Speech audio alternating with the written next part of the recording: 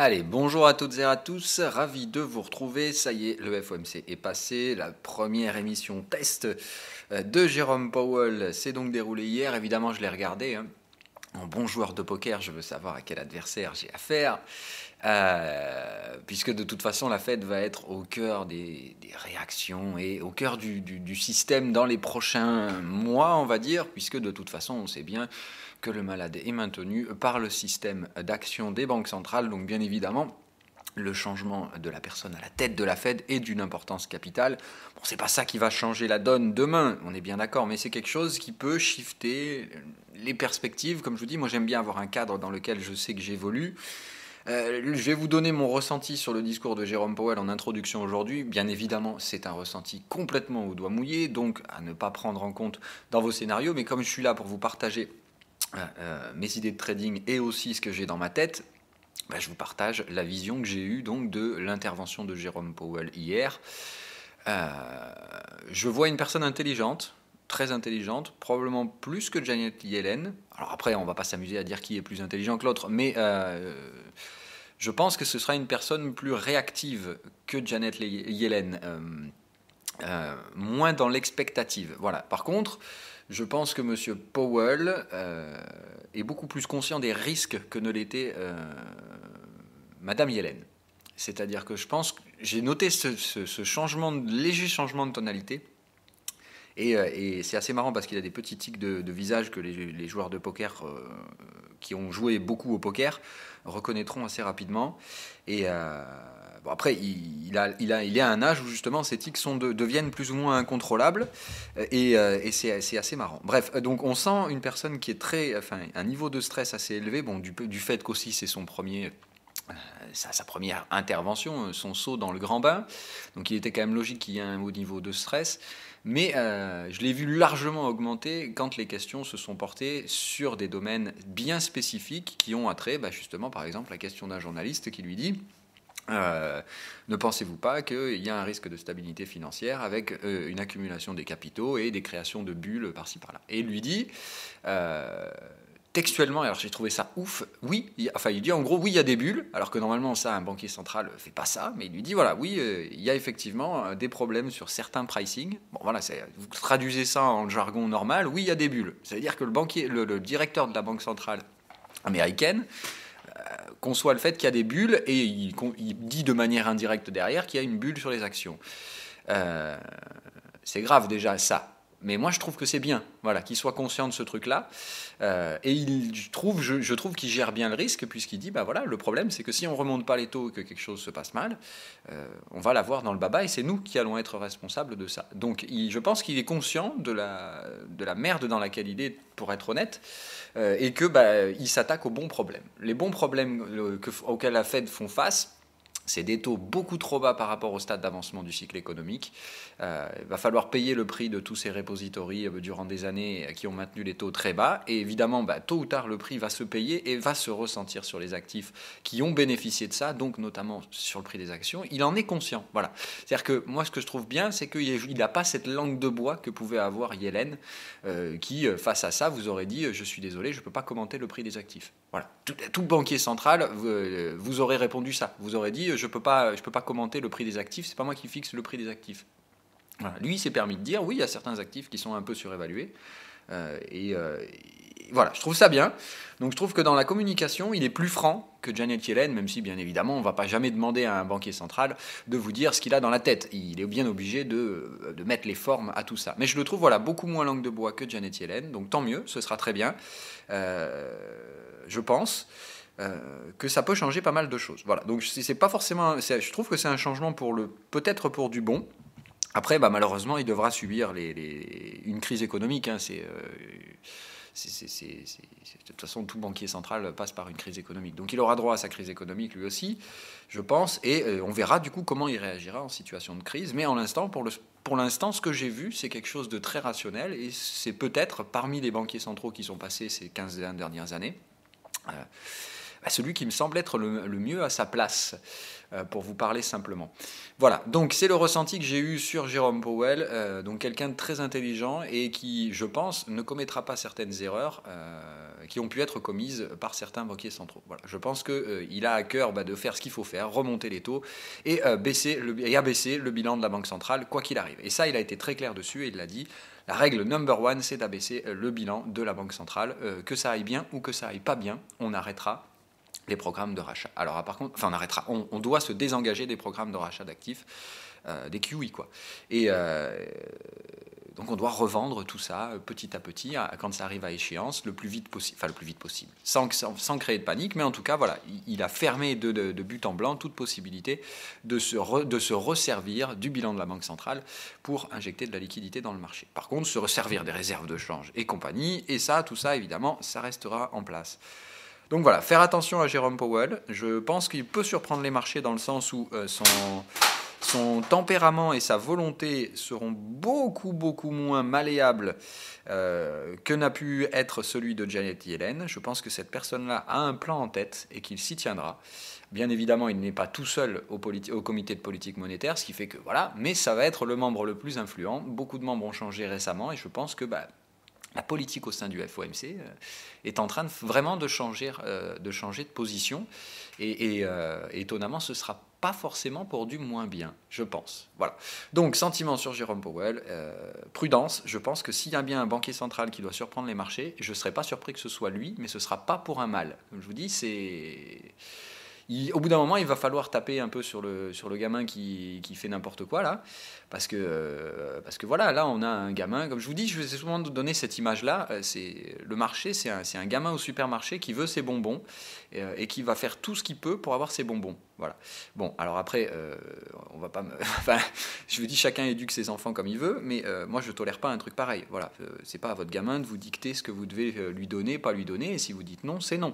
Là, on en est arrivé au stade où on peut plus dire non aux gamins parce que, voilà, bon, enfin, c'est complètement fou comme situation dans laquelle on est. Je pense que M. Powell, aujourd'hui, a fait une belle démonstration de sa... Enfin, hier soir, du coup, a fait une bonne démonstration de sa volonté de restaurer certaines choses qui ont pu être un petit peu laissées pour compte dans les mandats précédents. Allez, parenthèse refermée, on rentre sur le Bitcoin et je vous parlerai tout à l'heure des indices, de l'implication qu'aura probablement, je pense, l'intervention de Jérôme Powell sur les pricing. De toute façon, je le vois d'ores et déjà ce matin, c'est bien ce que je pensais, mais je vous donnerai la mise à jour de mon scénario après sur la partie action. Alors, Bitcoin, voilà, on réintègre une nouvelle fois la DOM Zone, donc je pense que le travail est terminé dans cette zone-là. Rappelez-vous, je vous avais dit, le scénario... Ah, pardon, non, je l'ai dit pour les Anglais. Voilà, donc je vais vous le donner comme ça, vous l'aurez. Bon, maintenant c'est en retard, ok, mais je vous le donne. Alors, voilà comment moi je construis un schéma dans un range. Voilà, ok. Donc là, pour moi, du coup, c'est la zone d'achat. C'est tout ce qui se trouve sous 23% de retracement de mon range. C'est là où effectivement les achats peuvent être intéressants. De l'autre côté, c'est la zone de vente, d'accord. Et en intermédiaire, vous avez donc ici, sous la DOM zone, et entre la DOM zone et ici, une petite zone à vendre. Mais c'est une zone à vendre sans levier et à très court terme. C'est une zone à scalper, en fait, pour être honnête. Voilà, c'est-à-dire que là-dedans, en horaire, votre range en horaire, vous pouvez le trader en 5 minutes en suivant les signaux. Et du coup, quand vous faisiez ça, vous aviez un achat ici, un achat là, un achat là. Et voilà. Le problème, c'est que là, vous cassez le plus bas.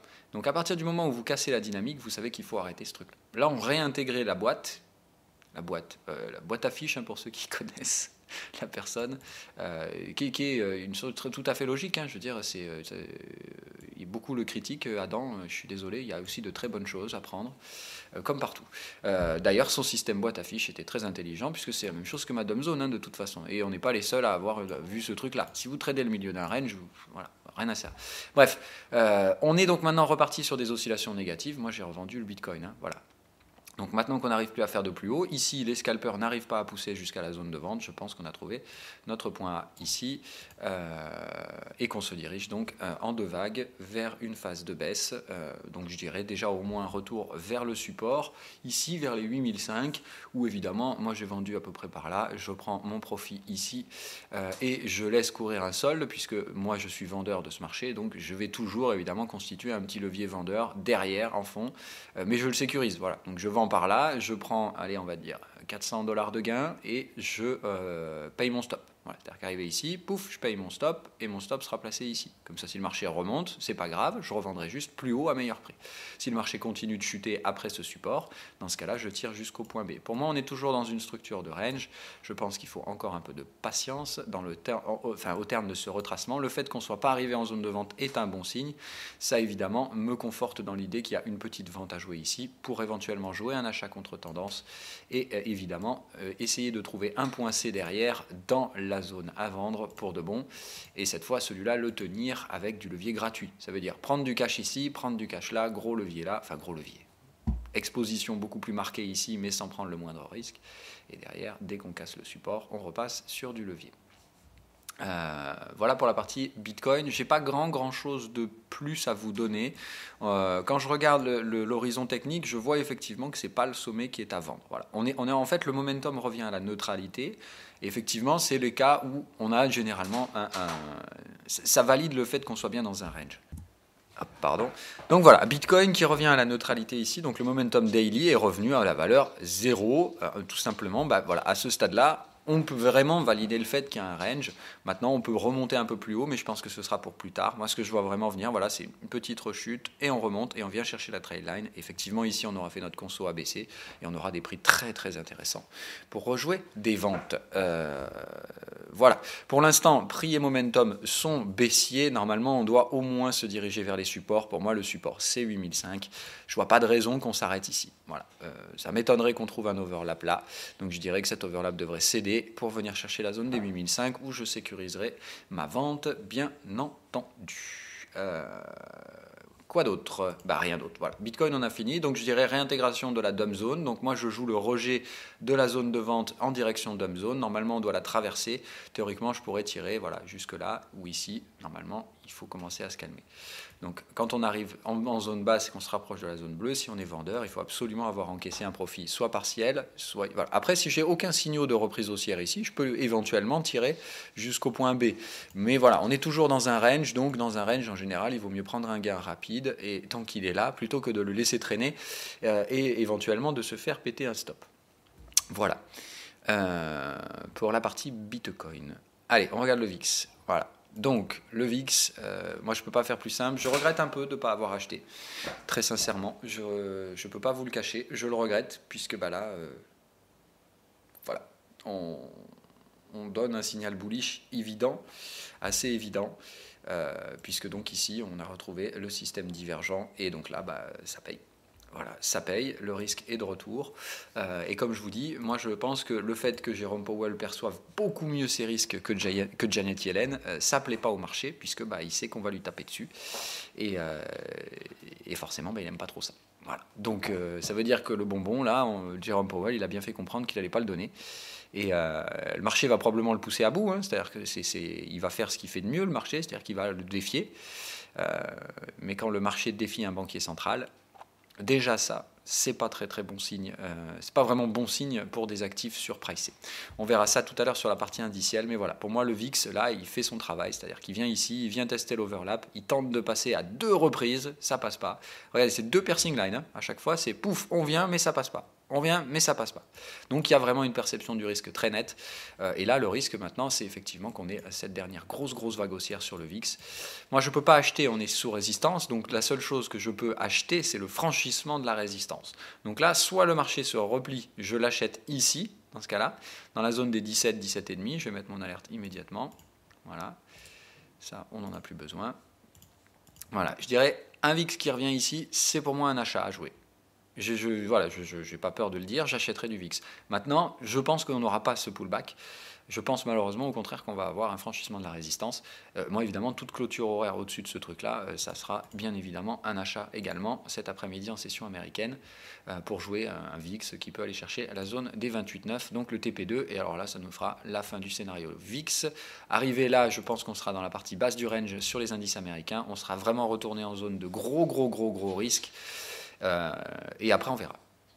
Si on devait passer au-delà des 30 sur le VIX, je pense que c'est un crack qui se mettra en place, mais je pense que d'abord, on va ranger un peu. C'est-à-dire, je vais vous imaginer le schéma que j'ai en tête sur les indices américains. On va donc prendre le S&P 500. Moi, je l'ai revendu hier, le S&P, je vous le dis direct. J'avais donc vendu, pris un profit partiel, j'ai revendu le même montant. Donc, je ne m'expose pas plus qu'avant sur le S&P 500, mais je remets le cash que j'avais sorti. On est en risque. Pour moi, on peut difficilement le nier. Ce support a déjà été travaillé. Je ne vois pas pourquoi il jouerait son rôle de support une nouvelle fois. On a un marché qui est en train de construire des vagues baissières en 5 temps. Pour moi, c'est un marché baissier. Voilà. Donc, j'ai pas peur de vous le dire. Pour moi, ce signal vendeur ici, non seulement il est en train de se valider, mais il valide surtout le fait qu'on est potentiellement en train de glisser vers un crack. Enfin, un crack, en tout cas, une baisse des valorisations assez brutale dans une pattern schématique et donc liée à de la psychologie. Je vous l'ai dit, je l'ai fait pour les Américains, il y a 3 états de marché en fait. Il y a la bulle spéculative et son opposé, le crack, la tendance haussière, son opposé, la tendance baissière, et le range. Voilà. Et alors le range, évidemment, vous avez un range haussier, un range baissier, mais bon, par définition, le range, on ne se pose pas la question de savoir de quel côté on va sortir, on traite juste le range. Et ça veut dire que si vous ne vous adaptez pas à ce que vous avez comme contexte et que vous appliquez toujours la même stratégie, vous allez vous faire démonter dans le marché. Parce qu'on ne traite pas une bulle comme on traite une tendance. Et on ne traite clairement pas un range comme on traite en tendance. De même qu'on n'applique pas ces stratégies de range quand on est dans une tendance. Donc quand il y a tendance, on suit la tendance. On suit les signaux bull, bear et compagnie et les breakouts. Quand il n'y a pas tendance et qu'on est dans un range, on cherche à se positionner avec un risque ratio rendement. On applique la stratégie trading de nœuds. Quand on est dans une bulle, on applique soit la stratégie de la bulle, c'est-à-dire qu'on court après les prix, mais dès qu'on arrive sur les phases verticales, on n'achète plus rien, et on laisse les prix filer, et on encaisse les bénéfices dès qu'on a les signaux vendeurs là-haut. Et puis après, on passe en mode reverse et on joue le crack. Et on suit la pattern de crack que je vous ai donnée. En fait, je vous ai donné toutes mes patterns, moi. J'en ai des plus petites après, mais mes grandes patterns de marché, je vous les ai déjà toutes données. Comment trader les tendances, comment trader les ranges et comment trader les bulles de marché. Ce sont les 3 états que vous pourrez trouver dans un marché. Il n'y a que ça, en fait. Mais si vous n'avez qu'une stratégie qui marche dans tous ces états, ça ne marchera jamais. Parce que c'est des états de marché différents, qui doivent être traités de façon différente et indépendante. Bref, donc on en est ici, donc grosse mèche haute hier de rejet. Donc je pense qu'on a la zone qui constituera éventuellement le range, puisque je vous dis, on est dans une vague 5 étendue, donc il va y avoir des sous-vagues. Voilà. C'est-à-dire qu'on ne va pas ici. Maintenant, on peut faire, dans ce schéma de vague 5, une vague 1 très étendue. Voilà, on peut très bien faire un truc comme ça. Voilà.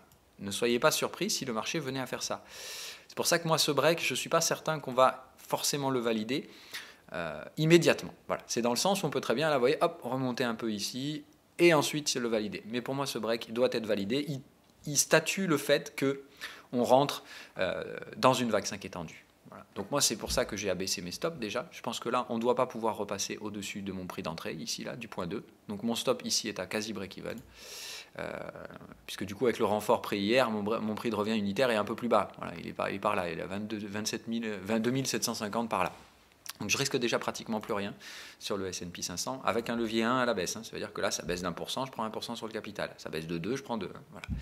Et je vais renforcer un petit peu plus tard si on valide ce breakout, si on casse ce support là avec une clôture. Pour l'instant il tient. Et dès qu'on lui colle une clôture dessous, pour moi c'est validé, je me mettrai à vendre tous les replis. Voilà. L'objectif maintenant, c'est donc d'avoir 5 vagues baissières. Théoriquement, la vague 1 devrait casser le support, très marginalement. Donc je me dis, dans ce cas-là, vous voyez, j'avais déjà prévu. Alors ça, on s'en fout. On va donc se projeter sur les prochaines extensions. Voilà. Donc maintenant, on a nos extensions ici. C'est donc des objectifs qu'on va avoir en cours de route.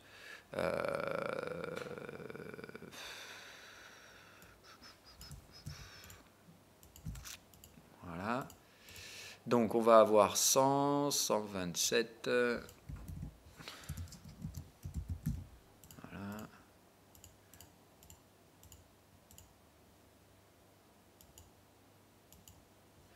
Voilà. Hop, hop. Donc là, c'est la zone dans laquelle il faut prendre les profits sur la fin de cette vague. C'est tout simplement arriver dans l'opposé de la zone de trading lumineux. C'est là où il y aura profit partiel pour ma part. Maintenant, on va avoir des étapes. Donc moi, je dirais vague 1 qui peut aller ici, théoriquement. On va noter le 61,8 aussi, qui peut être intéressant, qui est souvent tradé par le marché. Voilà, on est pile poil dessus. Donc soit la vague 1 s'arrête ici, mais je pense pas. Moi, je dirais plutôt là. Ok, dans ce cas-là, on aura 2 qui vient faire ça, qui viendra revendre la zone du 61,8 et on fera 161,8 pour la 3, 4, 5. Voilà, le schéma le plus typique qu'on pourrait avoir. Schéma numéro 2, on s'arrête ici. La vague 1 vient là. On a une 2 qui viendra assez profonde, retester la zone de volume et la rejeter à la baisse. Très probablement même revenir tester cette oblique. Voilà. Ce qui sera dans ce cas-là nouveau renfort pour moi. Hein. Qu'on soit bien clair, je vous le dis direct, hein, si on fait une 2 ici, je la dégomme. Hein. Donc vague 2 ici. Dans ce cas-là, la 3 sera la vague étendue et elle viendra chercher au moins 161,8. Dans ce cas-là, on fera une petite purge 4-5, très probablement comme ça. Moi, c'est ce schéma-là que je favorise. Je vous le dis tout de suite. Je pense que c'est ce schéma-là qui a le plus de chances de se produire. Scénario numéro 3, vague 1 étendue, qui vient faire direct 127,2, voire plus. Et dans ce cas-là, après, on termine et on purge 3, 4, 5 et on s'arrête. Voilà. En théorie, on peut faire un truc comme ça. Ou alors, carrément, on vient chercher 161,8. Voilà. Les différents schémas qu'on peut avoir. Alors, comme c'est une vague 1 étendue, on ne peut pas faire une ending diagonale. Donc voilà, en théorie, on pourrait faire un truc comme ça. Ça et ça. Voilà. La 4 ne peut pas rentrer dans le domaine de la 1, sinon c'est qu'on a une ending diagonale, et là, c'est pas bon. Ce serait vraiment pas bon signe. Au contraire, là, par contre, ce serait le signe d'un marché haussier. Si on devait avoir overlap 4-1 sur le S&P 500, ça prouverait qu'il faut acheter la zone du bas du range et ne pas se projeter vers un crack. Dans ce cas-là, ici, il faudrait repasser acheteur du marché américain pour jouer cassure haussière du range. Voilà, c'est ce qu'il faudra surveiller. Je pense que cette vague-là va être extrêmement intéressante parce qu'elle montrera la conviction vendeuse. Si les vendeurs l'emportent dans la conviction et que vous voyez tout le monde acheter ce marché et tout le monde vous dire que le marché est haussier, c'est probablement un crack qui va se mettre derrière. Par contre, si vous voyez qu'effectivement les acheteurs tiennent bien les prix, qu'on a un overlap vague 1, vague 4, qu'on construit une ending diagonale, je pense que franchement ici il faudra repartir acheteur du marché américain. Ce sera un signal assez intéressant du fait que les acheteurs veulent garder la main là-dessus. Allez, voilà pour ça, on continue. Le DAX, bon, on s'en fout, de toute façon ça gère un peu. Voilà, DAX, c'est en grand danger, hein, un truc comme ça. Moi, je vous ai dit, je ne vends pas le DAX. Je ne suis pas ultra chaud de vendre le DAX. Mais là, c'est vraiment mauvais signe ce qui est en train de se produire. Hein. Là, on est en rejet des 38% de retracement. Si on repasse sous les 23 en daily, c'est effectivement nouveau plus bas derrière. Hein. Mais moi, je n'ai pas envie de vendre le DAX. Voilà. Donc, je préfère ne pas vendre. Mais théoriquement, là, c'est vendeur. Le Hang Seng, voilà, no comment. Hein. Ça rajoute 1% de baisse aujourd'hui. Signal exit. Fin de la partie. Donc, terminé pour le Hang Seng. Pour moi, là, c'est clair, quoi. Pour moi, c'est clair. Crack du Hang Seng, là. Ça va craquer, hein, ce truc-là. Eux, il n'y a pas de doute. Voilà. Eux, la pattern est tellement parfaite. Les Américains, j'ai peut-être un doute. Mais en fait, les Américains, il va falloir qu'ils fassent vraiment quelque chose de très fort pour arriver à ne pas suivre le crack du marché chinois. Mais pour moi, le marché chinois est en crack. Voilà. Là, je ne peux pas dire ça autrement. Le schéma validé, pour moi, le Hang Seng, c'est vendeur. Et ça va devenir très très moche très rapidement. Et on verra s'il y a contagion sur le reste du monde, ensuite ou non. Les taux à 10 ans américains, erreur pour ma part. Voilà, donc déclenchement des stops là-dessus. Ça retombe à la baisse. Je ne comprends pas. Je ne comprends vraiment pas la mécanique qui fait que les taux rebaissent. Mais voilà, donc rebaisse des taux à 10 ans. Moi, j'avais pris des renforts, donc je suis obligé de sortir. Sans gain, sans perte, mais voilà. Stratégie invalidée, on a une evening star, rejet de la résistance, on va aller casser le plus bas et venir chercher très probablement cette zone de prix en extension à 127. Donc je dirais il faut attendre 2,72 maintenant pour vendre les T-bonds. Voilà. Donc là on a un marché qui n'est pas prêt. L'intervention de Jérôme Powell montre donc ici on avait cassure, marché qui avait tout ce qu'il fallait pour monter, Jérôme Powell le fait baisser, donc voilà. Marché qui repart à la baisse sur les taux très légèrement, probablement simplement pour une extension de la correction. C'est-à-dire en gros on corrige en deux vagues, ça ne suffit pas, le marché juge qu'on n'a pas suffisamment corrigé, il repart en correction étendue. Ça reste un marché aussi, qu'on soit bien d'accord, mais pour moi, c'est pas jouable de rester à l'achat. Je vais avoir de meilleurs prix, je préfère sortir plutôt que rester acheteur de ce marché. Le gaz, est-ce qu'on y arrive enfin à décoller ou toujours pas? Non, on va même retester le support une nouvelle fois. Bon, bah patience, l'expiration c'est le 26, donc ça me semble compromis. Pour jouer quelque chose d'haussier, tant que le break n'est pas validé, je ne vois pas de risque baissier. Par contre, il faut recasser ce break, il faut l'invalider pour retrouver une direction acheteuse sur ce marché. Bon, voilà. On a quand même tenté une clôture sous le plus bas de la journée précédente. Si ça devait valider aujourd'hui, je pense qu'il ne faut pas aller plus loin que ça. Voilà. Aujourd'hui, on peut faire ça, mais il faut vraiment derrière qu'il y ait un vrai gros soutien acheteur qui revienne péter le break. Normalement, on devrait même s'arrêter ici et remonter pour montrer le fait qu'il y a des acheteurs de ce marché. Sinon, là, c'est que probablement, il y a pénurie d'acheteurs. Et dans ce cas-là, je préférerais sortir également, vu qu'on se rapproche de l'échéance. Le gold... Ok, donc du coup, moi j'ai racheté du gold hier, tout simplement parce que j'avais laissé traîner un ordre conditionnel ici, donc j'ai été exécuté en achat sur ce prix-là hier, cassure de l'oblique. Bon voilà, de toute façon, hier j'avais posé plusieurs billes avant le FOMC, je ne suis pas spécialement serein non plus sur l'achat de gold, je le sens mal en fait ce truc-là, je sens qu'on va se faire baiser la gueule, tout comme les taux à 10 ans. Je surveille, mais voilà, j'ai peur que ce machin-là nous fasse justement gros piège, je vous baise la gueule, et puis je reviens ici à 1287. Donc voilà, ça me gêne considérablement, ces marchés me semblent hautement manipulés et hautement spéculés. Donc je ne sais pas trop ce qu'il en est sur le gold, je n'ai pas de levier encore sur cette position. Si je dois donner un stop, je n'hésiterai pas à le donner, je trouve ce marché hautement dangereux. Même chose du coup, invalidation pour moi sur le dollar, je vais vous en parler juste après. Voilà, hop. Donc DXY, même chose, je vous ai dit juste avant la Fed, je voyais un gros mouvement acheteur, je l'ai payé, bon ben voilà, la Fed c'est baissier, break baissier, no sous-side, donc là pareil, stop qui a été déclenché sous le plus bas, en partiel, il me reste 50% de la position au cas où ça remonte. Et dans ce cas là, si ça remonte, le gold va baisser, vous avez compris le principe, donc c'est soit le gold décolle, soit c'est le dollar qui redécolle. Mais il y en a forcément un des deux qui ment. Voilà. Donc c'est soit le dollar qui est haussier et je prendrai mon gaz sur le dollar, je me ferai stopper sur le gold, soit c'est le gold qui est haussier et dans ce cas-là le dollar continuera de s'effondrer et se dirigera vers les supports. Et dans ce cas-là, voilà, je récupérerai au moins le gaz sur le gold. Je ne sais pas franchement lequel des deux est le bon. C'est assez contradictoire d'ailleurs de jouer les deux, mais voilà. La UDNZD, grosse déception, le catalyseur est baissier. Bon bah voilà, même chose, déclenchement des stops. Il y a des jours comme ça de toute façon où tout se passe pas comme prévu. Donc là, bon bah voilà, c'est catalyseur vécu baissier par le marché. On verra si le support cède. Moi pour l'instant, je suis déjà sorti, ça m'intéresse pas. J'avais acheté avec du levier, je me fais dégaimer. Voilà, j'ai pas perdu grand chose, encore une fois. Mais c'était voilà, c'est un mauvais trade anticipé. J'ai joué. Tout simplement, j'ai joué le catalyseur, pensé qu'il nous permettrait de franchir la résistance, surtout quand j'avais vu cette belle accumulation, je me suis dit boum, on va tout décoller. On avait déjà le break, on avait tout, et ben non, marché prend un contre-pied. Donc toujours pas un marché haussier sur la UDNZD, c'est hallucinant. Alors on va voir la clôture aujourd'hui, parce que si ça devait remonter ce soir et qu'on est à une mèche basse, c'est un gros marché acheteur. Mais pour l'instant, je suis obligé de sortir tous mes renforts. Il me reste encore du levier acheteur à UDNZD. Si on doit casser le plus bas, par contre, ça c'est clair que je suis out là-dessus, ça m'intéresse pas. Voilà. Pour moi, on a testé le bottom de la zone, ça réagit à la hausse. La clôture d'aujourd'hui sera capitale sur la UDNZD, mais le catalyseur étant vécu comme baissier cette nuit, je ne suis pas en ultra confiance sur la poursuite de ce scénario-là.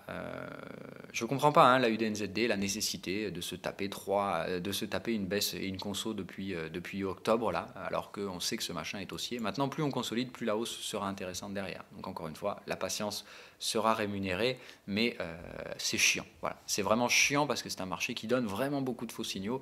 Même chose ici, il y avait un beau faux départ, voilà, hop là, même chose, et ça ne veut pas. Donc, le jour où ça va partir, ce sera intéressant. Hier, il y avait vraiment un timing intéressant à court terme pour jouer ça. Le fait qu'on retourne dans les écarts type baissier 20 périodes, c'est très mauvais signe en l'état. Voilà. Maintenant, s'il y a support ici, c'est intéressant. S'il ne devait pas y avoir support ici, voilà, regardez, de toute façon, ça fait impulsion haussière, juste tentative de break, ça montre que ce n'est pas notre vague étendue. Tac, tac, tac. Si on fait retracement en deux vagues et qu'ici, on trouve des acheteurs et qu'on retourne chercher la résistance, je recolle tout ce que j'ai sorti en levier. Voilà. Mais en l'instant, il y a incertitude. Incertitude égale risque, égale sortie des positions risquées. J'ai pris du risque hier soir en augmentant mon exposition en amont de la statistique. La statistique me dit, bah non, tu y allais trop fort, donc je sors évidemment ces positions, mais je les remettrai sans hésitation derrière. Allez, on regarde le reste, s'il y a des trucs à noter, je vois pas spécialement. Allez, l'euro-yen, voilà. Donc l'euro-yen, on attend toujours, hein, mais la structure semble s'épuiser. Donc on va voir, il est possible qu'on forme un triangle ici, plus qu'un ABC. Donc là, vous voyez, on a déjà fait une vague A ici, on est en train de faire la vague B, très probablement on trouvera la C ici, ce qui fait qu'on aura un point C sous le point A. Alors on va regarder ce que ça nous donne en termes d'extension. Non, ça nous permettrait quand même d'avoir une vague C ici. Donc dans ce cas-là, je dirais 132,75 pour la vague C. Donc je vais mettre l'alerte ici, voilà. Ah ben il y avait déjà une. Hop, donc voilà, l'euro-yen, je pense que c'est par là que c'est très intéressant de se repositionner short, c'est ce que le marché semble nous annoncer ici. Maintenant, évidemment, si on devait casser le point B, voilà. Donc attention, toute prudence sur ce marché, on peut très bien avoir là aussi une structure de consolidation complexe. Pour moi, ça reste un marché consolidant, ça ce n'est pas une vague 2 valide. Donc attention, on peut par contre avoir cette structure extended, d'accord. Donc, je pense qu'il ne faut pas se jeter trop vite sur l'euro-yen au risque de se brûler un peu les doigts. Voilà, on peut dans ce cas-là aller éventuellement chercher. Hop. Pardon. Hop. Donc on peut éventuellement aller chercher une conso étendue, dans ce cas-là, aller chercher la zone support un peu plus bas à 128,54 en cas de cassure du point B. C'est-à-dire si on arrive ici, qu'on se dirige vers le point B, petite cassure à jouer, direction 128,50 pour une correction étendue, et dans ce cas-là on fera A, B, pardon, on fera le point B ici en extension, et on aura soit running flat, dans ce cas-là un point C ici. Donc attention à ne pas jouer, surtout pas jouer la cassure du porte-voix comme étant une cassure qui procurera une longue accélération. Ce sera très probablement que pour faire une correction étendue. Donc venir chercher des prix un petit peu plus baissiers sous la zone des 128,50. Mais moi je serais prêt à jouer évidemment cette extension baissière, dans le cas où elle serait proposée. Maintenant si on remonte ici, c'est mieux pour ma part, parce que les prix seront plus attractifs à la vente. Voilà. Donc j'aimerais bien qu'on fasse effectivement un point C, mais là en l'état, ce que le marché semble suggérer, c'est que le point C ne se trouvera probablement qu'ici. Donc légèrement au-dessus du point A, et dans ce cas-là, ici, je suis prêt à revendre. Donc voilà, les scénarios pour l'euro-yen, pour l'instant, moi, ça reste en surveillance. Je vais mettre une alerte sous le point B. Si on devait revenir chercher ce prix-là, ce sera plutôt inquiétant, et dans ce cas-là, il faudra jouer une petite extension baissière sur l'euro-yen, sans levier, hein, puisque toujours une extension au sein d'un range, donc pas de repositionnement dans le sens de la tendance baissière, juste une extension du range, pour jouer des consolidations de type flat. Ce qui est d'ailleurs en plus, ce qui pour moi est en train de se profiler. Si on voit bien A, B, C, généralement, quand la première vague de conso est un ABC, c'est plutôt synonyme d'un flat que d'un ABC ici. Donc en soi, il est possible que là on ait fait A, B, et que là on soit en train de préparer la vague C du flat, qui dans ce cas-là pourra aller sans problème ici. Voilà. Donc à surveiller l'euro-yen, pour l'instant ça me semble prématuré et trop indécis, donc je dirais j'attends qu'on s'attaque au point B pour jouer éventuellement la cassure baissière. De quoi est-ce qu'on aurait pu ne pas parler? Oh, Apple, moins 2,5, ça m'intéresse. Oh ouais, ok. Donc Apple, on commence à préciser la structure. Alors ça nous fait quoi? 1, 2, 3. Ça c'est pas bon. Ok, alors on peut avoir cette structure-là, ça me paraîtrait possible, mais aussi on peut très bien avoir trouvé notre sommet ici. Hein. J'essaie de voir, est-ce que ça peut prendre la forme d'une impulsion, ça? Non. Et non, on a un overlap. Ah, remarque, si la clôture s'est faite là. Attendez, hein, j'essaie de trouver des structures, voir si c'est possible ça. Non, c'est pas possible. Donc non, moi je dirais qu'on est quand même à la recherche d'une vague 4. C'est étonnant parce que ça c'est clairement une impulsion baissière. Là, vous voyez qu'on passe sous la target ici. Donc là ça veut dire que c'est une impulsion, c'est une vague en tendance. Donc soit on est déjà dans la tendance baissière et dans ce cas-là, il faudra se repositionner ici, c'est-à-dire on fera 1, 2. Soit on est dans ce truc bâtard. Voilà, c'est possible et malheureusement c'est assez rare. Mais voilà, dans ce cas-là, ça ferait une fin en porte-voix. Je vais vous donner des niveaux. Normalement, ici, si on fait un porte-voix, on ne doit pas excéder 161,8. Voilà. Donc, normalement, la structure en porte-voix doit faire 127, 161,8 dès la vague précédente. Donc là, on va vous dire ici, si on va plus bas que ça, c'est que ça, c'est une vague en tendance. Et dans ce cas-là, on ira chercher le gap, probablement chercher un support ici, mais dans ce cas-là, clôture sous des 161, c'est-à-dire si on va juste chercher le gap, c'est pas grave. Et dans ce cas-là, je pense qu'on sera dans cette structure-là.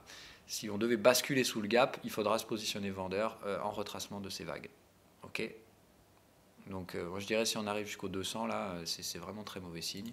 Pour Apple, ce sera vraiment un signal négatif, très très négatif même, pour être honnête, sur ce marché-là. Donc vraiment toute prudence, s'il faut vendre Apple, vous savez que je cherche à le vendre. Je n'ai pas de signaux viables en l'état. Cette divergence-là, elle est tellement faiblarde que ça m'étonnerait qu'elle soit suffisante. Je m'attends à ce que ce marché aille légèrement plus haut. Maintenant, si on se met vraiment à casser des supports, je vendrai Apple. Hein, voilà. Avec moins de levier que prévu, mais je pense sans aucun problème que là, cette fois, on peut partir en crack et tout craquer. Hein, voilà. Tesla, ça reste positif hier, donc ça ne m'intéresse pas. On va regarder la séance quand même. Ok, ouais, non, c'est pas une séance positive. Hein. Donc c'est une séance de rebond en vague 4. Effectivement, je pense que Tesla, c'est intéressant de jouer des ventes. Voilà. Là, je vais y aller et je ne vais pas y aller par 4 chemins. On a bien la conso A, B, C qui est très courte, mais qui suffit. On a bien le double bear. Non, mais on a, enfin pour moi, si. Hein, voilà. Là, on est revenu chercher une zone de survente sous une résistance, c'est vendu. On est en overlap 4. Allez, on peut peut-être avoir une nouvelle tentative de conso aujourd'hui pour aller très légèrement plus haut. Mais pour moi, ça pue le mort. Hein. Voilà, ça sent le poisson pourri là-dessus. Je vends du Tesla. Voilà, je vais vous le dire direct, je vais vendre du Tesla. Je vais regarder Boeing du coup, puisque là, moi, ça semble vraiment prendre une tournure assez négative. Boeing. Là, il y a eu signal de vente, mais débordé par le marché, invalidation du break. Non, donc Boeing, ça reste range pour moi. Donc je dirais effectivement, on a plus de chances là de ABC et ABC. Donc trop tôt pour Boeing. Je pense qu'il y a encore trop d'acheteurs dans ce marché pour soutenir les supports. On verra si les supports devaient céder. Donc là, je pense par contre qu'il faut mettre une alerte ici. Voilà. Là, c'est si on revient, alors même ici, pour vendre un peu plus tôt. Si on devait revenir vers cette zone de prix, je pense que c'est assez craignos. Dans ce cas-là, ça voudrait dire que le break est validé. Vous voyez, ça ferait tentative de break, non franchissement du break, mais dans ce cas-là, on remonte, on rejette la zone de breakout, et là, cette fois, on repart baissier, et là, ce serait vraiment mauvais signe. Donc voilà ce que j'ai pour aujourd'hui. Si je dois vous donner donc mon sentiment, grosse manipulation encore une fois sur le dollar. On ne sait pas trop sur quel pied danser, mais pour ma part, je me positionne à la fois sur le gold et sur le dollar. Pour être certain d'avoir le bon candidat, l'un des deux donnera une tendance. Les deux ont décollé hier, et on verra. Voilà. On verra, mais si effectivement on doit avoir un dollar baissier et des indices baissiers, ça risque de faire mal, très très mal, et voilà, on verra tout ça. Mais dans ce cas-là, c'est pas normal que les taux baissent. En tout cas, il y a quelqu'un qui ment dans ce triptyque gold, dollar et taux américain. Il y a un menteur parmi les trois. Il faut savoir lequel. Voilà, il faut savoir lequel. Pour l'instant, moi, je n'ai aucun élément qui me permette de le faire. Tout ce que je vois, c'est que s'il y a bien un marché qui prend cher, c'est les actions pour l'instant.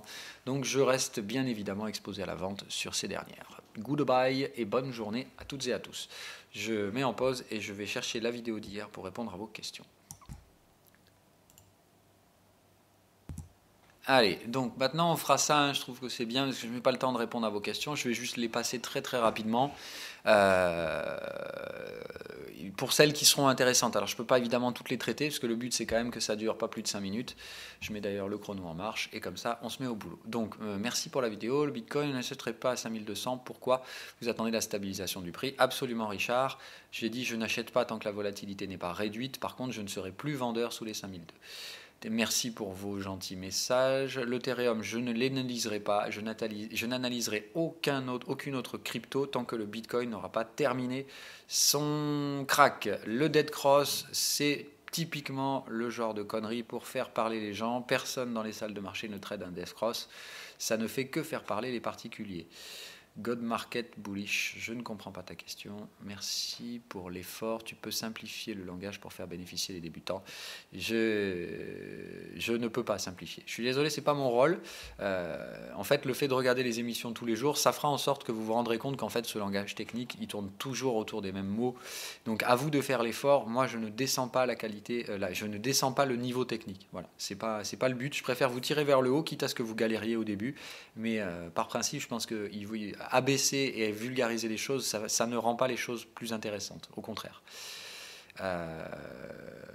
Je ne ferai pas l'Ethereum, je suis désolé. Ne posez pas de questions là-dessus, ça ne sert à rien.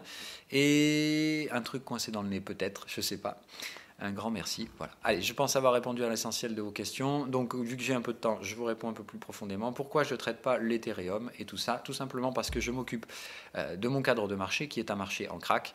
Et pour moi, un marché en crack, ça ne s'achète pas et ça ne se traite pas sur les dérivés tant que le marché global principal n'a pas terminé son crack. Pour moi, le plus liquide, c'est le Bitcoin. Tant que le Bitcoin n'a pas fini son crack, le reste ne m'intéresse pas.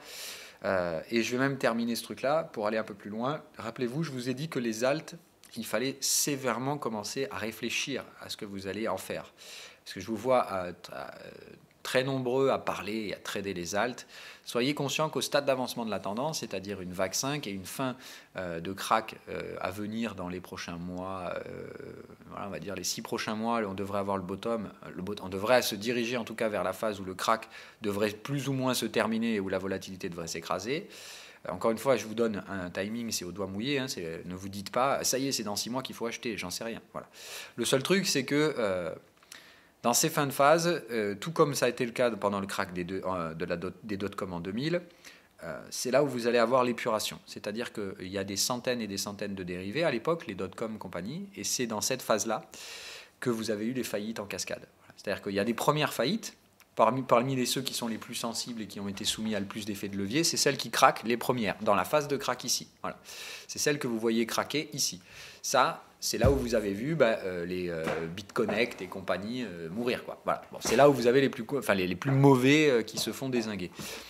Et ensuite, vous avez donc dans la phase ici, c'est là où 80 à 95% des dérivés de la bulle, parce que la bulle, ça ne concerne pas un actif, ça concerne tous les actifs. Donc il y a une bulle sur les crypto-monnaies, ce n'est pas la bulle du Bitcoin. Voilà. Mais le Bitcoin, c'est le représentant, c'est le fer de lance de cette bulle.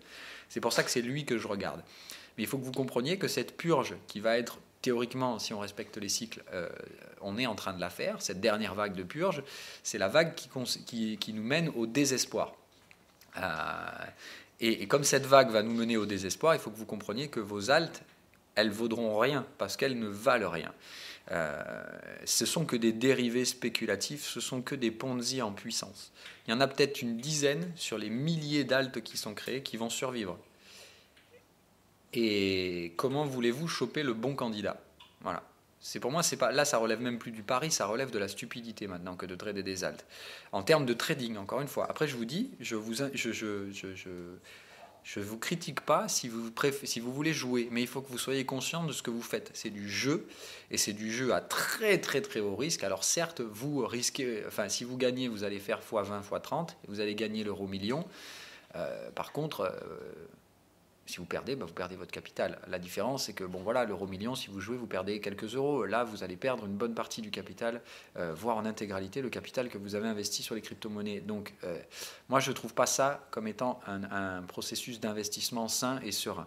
Si vous continuez à jouer comme ça, vous cramerez tôt ou tard votre capital. Parce que si vous répétez ce processus de jeu, le jeu n'est jamais à espérance de gain positive. Le trading, oui. Donc, ce n'est pas du trading, c'est du jeu. Maintenant, après, je vous dis, au jeu, vous êtes lié à un paramètre exogène qui est que c'est la chance qui gère le truc. Si vous avez de la chance de tomber sur le bon alt, je vous dis bravo, voilà, vous ferez un beau gain. Malheureusement, statistiquement, vous avez plus de chances de perdre que de gagner. Donc, je ne vous recommande pas de rester à l'achat de vos alts. Maintenant, c'est encore une fois, moi, je ne vous donne pas de conseils en investissement, mais je vous explique pourquoi, pour moi, trader les alts aujourd'hui, c'est extrêmement dangereux en termes de d'état d'avancement de la tendance dans un crack. On est au stade où ça va épurer, donc vos altes vont mourir, donc les Ponzi vont s'effondrer, et le problème c'est que s'il va y avoir un effet de chaîne, c'est-à-dire que quand vous allez avoir 2-3 altes qui commencent à mourir, et qui, bon évidemment, tous ceux qui ont investi dedans, ils perdent tout, vous allez voir que derrière ça va faire panique, et tous les Ponzi vont s'écrouler les uns après les autres. En fait, cette phase-là, elle va se produire, je peux même vous donner le timing, hein, voilà. Le timing en fait de cette phase-là se produira quand le Bitcoin cassera les 6 000 $. Voilà. Là, on va accumuler le range. Donc, c'est pour ça que je vous dis, n'achetez plus vos altes à partir de maintenant. Hein. Si vous commencez, on va accumuler là-dedans. Quand on va se rediriger ici, et quand on cassera 7003, derrière, on ira casser 6 000 $. Et c'est dans cette phase-là que toutes vos altes vont crever. Voilà. Ici, vous aurez des cascades de faillites d'altes. Voilà. Théoriquement, pour moi, c'est la prochaine vague qui nous attend. Prochaine vague baissière, c'est ça. Mais on doit latéraliser avant. On doit ranger encore plusieurs jours. C'est pour ça que je pense qu'il n'y a pas d'urgence à se jeter sur la patate chaude du Bitcoin. Mais voilà. Dans cette vague-là, si vous détenez toujours des altes, c'est là où vous allez vous exposer à un risque considérable de faire partie de l'écrémage complet de ce secteur de marché. C'est-à-dire, on va vous dégommer toutes les capilles des altes et les Ponzi vont s'effondrer. Et si vous êtes dedans, vous paierez les pots cassés, hein, évidemment. Donc l'intelligence, c'est de sortir avant. Maintenant, encore une fois, vous faites comme vous voulez. Voilà, donc si on résume la journée, c'est pas une très très bonne journée pour mon compte. Là, le compte est clairement dans le rouge aujourd'hui. On verra ce qu'il en est demain et on verra ce qu'il en est sur les clôtures. Mais donc là, moi aujourd'hui, je suis dans le rouge sur la partie 10 ans américain. Je suis dans le rouge sur la partie dollar. Je suis dans le rouge sur la partie AUDNZD. Donc ça fait beaucoup de rouge aujourd'hui. Je vais aller regarder hier ce qui s'est passé du coup sur la séance d'NVIDIA. Ok, NVIDIA qui clôture en baisse hier, donc c'est bon. NVIDIA, je pense que je suis tranquille. Donc j'ai allégé hier NVIDIA. Là j'ai un nouveau signal de vente. Je vais remettre le cash vendeur sur NVIDIA. Je pense que l'action est vendeuse et on peut placer le stop au-dessus de cette résistance-là qui a donc joué son rôle. Ici, on a donc bien résistance qui a bloqué les cours. Donc je dirais, si aujourd'hui on repasse au-dessus de ça, évidemment pas d'intérêt. Si aujourd'hui on casse le plus bas d'hier sans être venu chercher la résistance, je remets mon cash vendeur sur NVIDIA. Donc le but de la journée aujourd'hui, ça va être de voir comment ouvre NVIDIA. Et si NVIDIA casse le plus bas d'hier, donc si NVIDIA arrive à côté et à tenir une clôture horaire, je dirais sous 247,60, je recolle tout le cash vendeur que j'ai sorti hier. Hier, j'ai sorti 50%. Hein. Voilà. C'est-à-dire on a ouvert ici, à l'ouverture, sur le premier support, j'ai sorti 50% de la position. Et je vais les remettre aujourd'hui, évidemment, si j'ai les confirmations qui m'intéressent. Le fait qu'on ait bien validé notre sommet. Dans ce cas-là, ici, on aura fait 1, 2, 3. Et je pense que... Voilà. Encore une fois, hein, je m'attends à être invalidé, mais si on repart sur des directions baissières, la 3 va casser du support derrière. Donc là, je m'attends à ce qu'on ait une vague 3 étendue qui cassera peut-être même ces deux supports. Voilà. Ça me semble possible qu'on ait une 3 très très étendue dans un truc comme ça. Parce que là, vous avez un marché qui a tenté le piège. Donc là, il faut vous attendre derrière à un truc comme ça qui aura un très faible niveau de retracement. Hein. Voilà. Si ça doit baisser, et si ça, c'est bien une vague 2, derrière, ça va casser des dents, hein, je vous le dis direct. Maintenant, attention, hein, le risque là, c'est plutôt qu'on ait fait A, qu'on fasse B et que derrière, on fasse C. Donc attention à ça. Moi, je reste toujours ouvert à cette possibilité-là, mais si ça doit être une vague 2, il est clair et net que je veux être dedans. Voilà. Donc dans ce cas-là, ça nous ferait des cassures de support. Je vais vous donner tout de suite des niveaux éventuels à viser. Donc ça nous ferait ici très probablement un 2,61,8. Alors dans ce cas-là, on s'arrêterait peut-être ici. On ferait ça alors. On ferait un truc comme ça et on tenterait probablement le double bottom ici. Voilà ce que ça suggérerait en termes de stratégie technique là. Ça nous ferait casser le biseau et ça nous amènerait à terme vers un support ici sur l'ancien gap. Et évidemment après, soit on remonte, ok, et on casse, soit on remonte et on va casser le sommet. Voilà, je ne sais pas, attention, c'est pas parce que moi je vends que ici on va forcément trouver, on peut trouver un soutien acheteur ici. Voilà, c'est ça que ça veut dire en fait en soi. On verra ce qu'il en est aujourd'hui. Voilà. Et sinon 261, dans ce cas-là on vient trouver le support ici et on le cassera pour refermer le gap en vague 5. Voilà. Donc Nvidia, ce qui nous ferait quand même, là, rien que là, une bonne chute de 20% sur Nvidia, autant vous dire que je vais me gaver là-dessus si jamais ça se produit. Ça sera brutal si ça doit se produire, soyons francs et n'ayons pas peur des mots. Voilà, on a fait le tour. Allez, bye bye.